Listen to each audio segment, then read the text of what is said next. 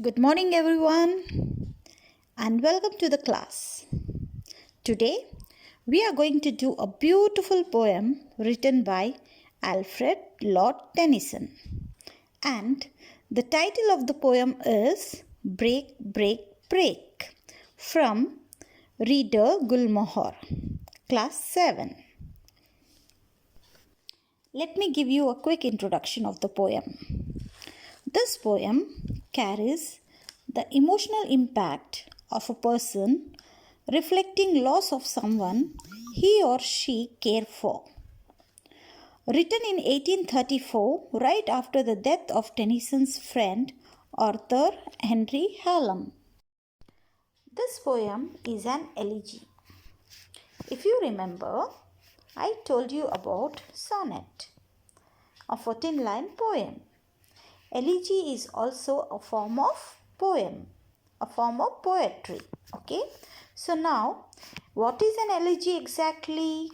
An elegy is a sad emotional poem usually written to express the sorrow when somebody is dead. The purpose of this kind of poem is to express feelings rather than tell us stories. So, now let me read out the beautiful poem for you all. Listen to me very carefully, children. Page number 89, poem Break, Break, Break, written by Alfred Lord Tennyson. Break, break, break on thy cold grey stones, O sea, and I would that my tongue could utter the thoughts that arise in me. Oh, well for the fisherman's boy, that he shouts with his sister at play. Oh, well for the sailor lad, that he sings in his boat on the bay. And the stately ships go on to their heaven under the hill. But oh, for the touch of a vanished hand, and the sound of a voice that is still. Break, break, break at the foot of thy cracks, O sea, but the tender grace of a day that is dead will now never come back to me. Now, let me explain the poem stanza-wise. Break, break, break on thy cold grey stones, O sea, and I would that my tongue could utter the thoughts that arise in me. In the first stanza, the poet says, the sea is battling the stone. The speaker appears frustrated, sad, and depressed. But the sea keeps moving and making noise while he is unable to utter a word or thought. Here, he refers to the speaker who is very sad, and the sea is, keep moving and making the sounds. Here, the poet says that the sea comes roaring loudly and shows how energetic it is. The poet wishes if he could also express his sad thoughts just like the sea. Let me read out the second stanza. Oh, well for the fisherman's boy, that he shouts with his sister at play. Oh, well for the sailor lad, that he sings in his boat on the bay. In the second stanza, Tennyson compares himself with happy people who are around him. He finds people are very happy and joyful, whether they are together or alone. He envies the sailor here. Okay, he feels jealous of the sailor who is singing and enjoying alone. And The brother and sister who are playing with each other and enjoying their talk. The poet finds no one with him. The brother and sister have each other to talk and laugh, to show their thoughts with each other. And the sailor has his boat, but the poet is all alone. They have reason to voice their pleasure and joy. Here, Tennyson says that they have reason to voice their pleasure and joy. But he doesn't have that because the poet finds no one with him. Okay? Third stanza. And the stately ships go on to their heaven under the hill. But oh, for the touch of a vanished hand and the sound of a voice that is still. In third stanza, the poet sees the stately ships. Stately here refers to, very big and grand ships moving to their heaven. Heaven here means a harbor or, a safe and peaceful place. Okay?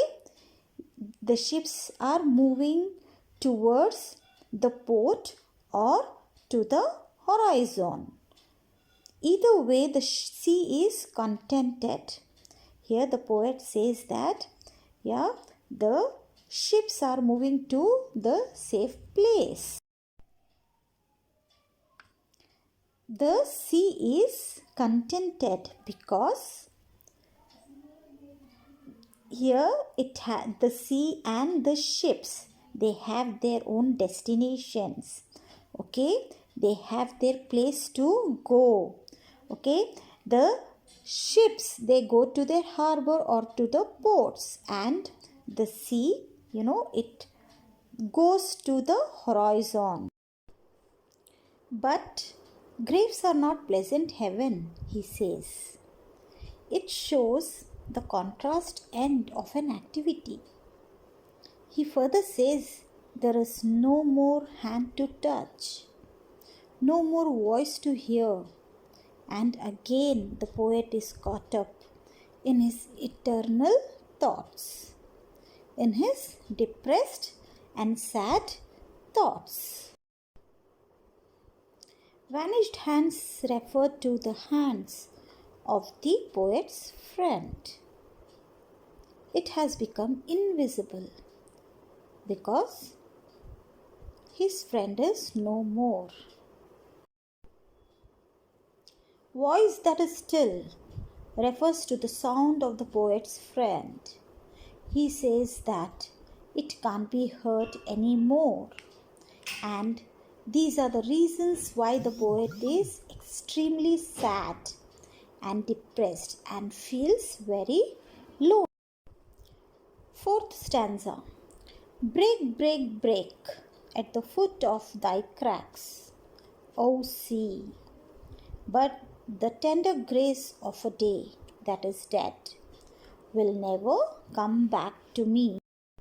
In fourth stanza, the poet once again repeats the dashing, breaking of the waves at the cliff. The waves come again and again and hit the shore. But for him, there's no coming back of the dead. There is no return of the dead. Just reoccurring the pain of loss. Just reappearing continuous pain of loss. And here, the tender grace of the day refers to his beautiful memories of the days which are gone, which are no more with him. The days which he spent with his friend are gone, he says. Only the memories of those beautiful days are left with him. So children, this was the poem Break, Break, Break. Hope you all understood the poem. Let us now understand the poetic devices. So children, what do you mean by poetic devices? Let me tell you. Poetic devices are tools that a poet can use to create a rhythm, enhance a poem's meaning, or intensify a mood or feeling. In this poem, we are going to see 5 different poetic devices. The first poetic device in the poem is metaphor. What is a metaphor, children? Metaphor here means comparison. Okay, so here you can see the stately ships, they are compared to the life of a human. Okay, and the stately ships, the ship is a metaphor of life. The next poetic device is personification. What is personification? Here, remember children, personification is, you are now referring to non-living things and you are associating it with human traits or, human activities. Okay, so here you see this line, a day that is dead. Day has been personified. Okay, day is non-living thing and it has been, associated to dead. Right? The next poetic device is paradox. Let me explain you children what is a paradox. A paradox is a statement that seems self-contradictory or absorbed. Okay, but in reality it expresses a possible truth. If we look at this, 2 examples, a touch of a vanished hand, a hand that cannot be touched, the voice that is still, the voice which is dead cannot be heard. So these 2 are the examples of paradox in the poem. Okay. Next poetic device is repetition. Here you can see break, break, break is repeating. Okay. The next poetic device is alliteration. Okay, what is alliteration, children? Alliteration is repetition of consonant sounds. Okay, say here, stately ships, heaven under the hill. Okay, so here, sa sound has been repeated, state, sa. Okay, and also ha sound has been repeated, heaven, ha, and hull, ha. Right? So this is called as alliteration. And the rhyming scheme of the poem is A, B, C, D. So that's all for today, children. Read the poem and understand it. Okay? And also, if you like the video, kindly like, comment. Do comment, okay? And also subscribe my channel. See children, if you comment and ask me questions, definitely I'll be answering you. Okay? Thank you so much. God bless everyone. Bye-bye.